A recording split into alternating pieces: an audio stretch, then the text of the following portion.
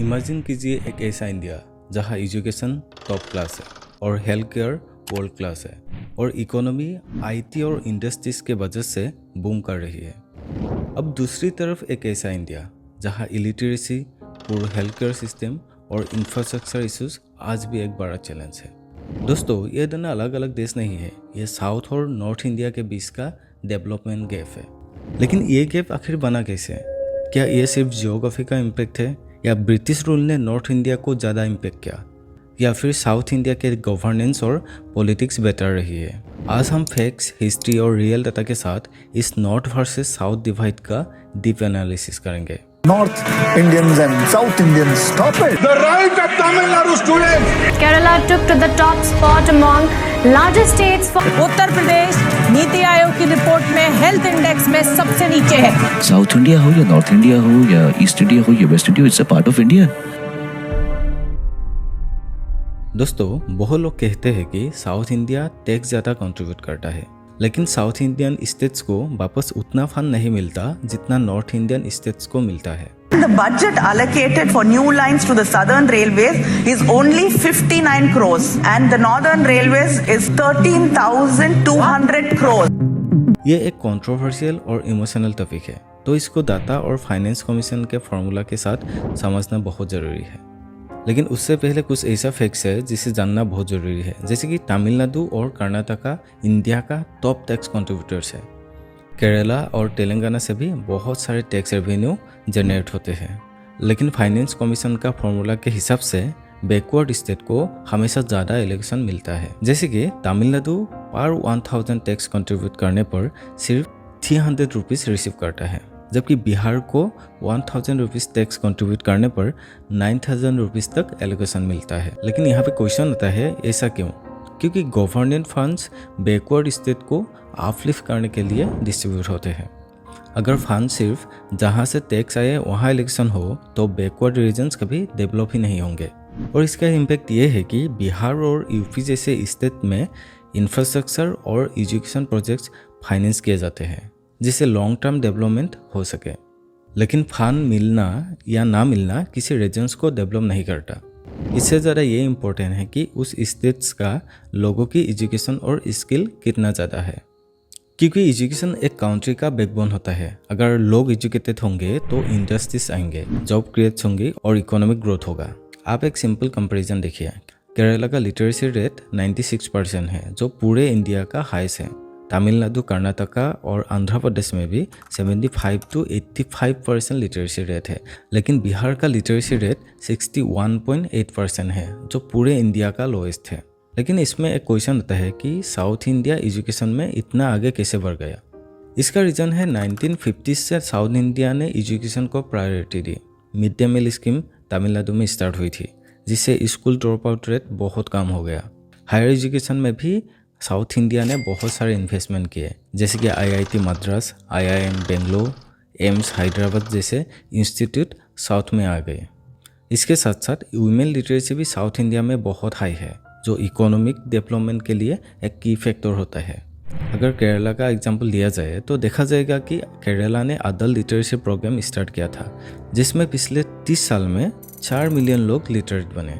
और इसका इम्पैक्ट बहुत ज़्यादा है, क्योंकि एजुकेटेड पॉपुलेशन होने से साउथ इंडिया में IT और मैन्युफैक्चरिंग इंडस्ट्रीज ने रैपिडली ग्रो किया। क्योंकि जब एजुकेटेड वर्कफोर्स होती है तो IT और इंडस्ट्रीज नेचुरली ग्रो करते हैं।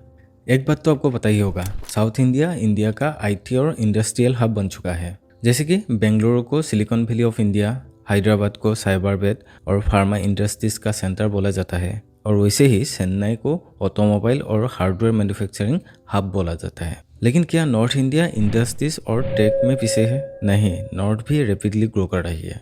नोएडा और गुड़गांव IT और स्टार्टअप्स के नए हब्स बन गए हैं। यूपी में डिफेंस कॉरिडोर प्रोजेक्ट के वजह से हेवी इंडस्ट्रीज डेवलप हो रही है, जैसे कि इन्फोसिस, विप्रो, TCS, माइक्रोसॉफ्ट जैसे जायंट्स बेंगलुरु और हैदराबाद में सेटअप है।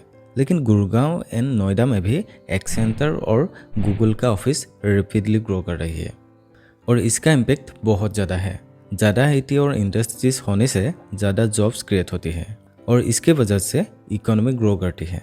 दोस्तों, इंडस्ट्रीज और जॉब्स के अलावा एक और बड़ा फैक्टर है जो डेवलपमेंट डिसाइड करता है, वो है health care system.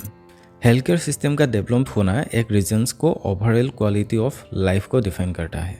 South India का डेवलप होने का और एक कारण है केरला और तमिलनाडु हेल्थ केयर सेक्टर में इंडिया के टॉप परफॉर्मर्स है, और इसीलिए केरला में लाइफ एक्सपेक्टेंसी 75 ईयर्स से भी ज़्यादा है, जबकि बिहार और यूपी में सिर्फ 68 to 69 ईयर्स है। इसके साथ साथ पब्लिक हेल्थ केयर फैसिलिटीज़ और number of doctors south India में बहुत ज़्यादा है।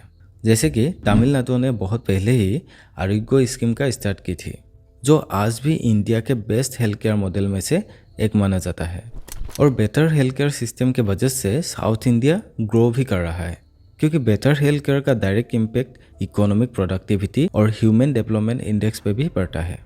लेकिन सिर्फ मॉडर्न हेल्थ केयर सिस्टम की वजह से एक रीजन, एक स्टेट डेवलप नहीं होता, बल्कि उस रीजन्स की और स्टेट की हिस्ट्री बहुत मैटर करती है। बहुत लोग कहते हैं कि नॉर्थ इंडिया को फॉरेन इन्वेजन्स ने डेवलप होने नहीं दिया, क्योंकि नॉर्थ इंडिया में बहुत सारे अटैक्स और इन्वेजन्स हुए थे। जैसे कि हिस्ट्री देखा जाए तो मुगल एम्पायर का फोकस दिल्ली, लखनऊ और आगरा बेल्ट पर रहा, जिस वजह से वहाँ वार्स और डिस्ट्रैक्शन बहुत ज़्यादा हुए। हाँ, ये बात सही है कि साउथ इंडिया में दिल्ली सुल्तानत, मुगल्स और ब्रिटिश रूल का इम्पैक्ट बहुत ज़्यादा था, लेकिन इसके साथ साथ साउथ इंडिया भी यूरोपियन कॉलोनाइजेशन का विक्टिम बना। पोर्टुगीज गोवा में आए, ब्रिटिश चेन्नई में बसे हुए थे।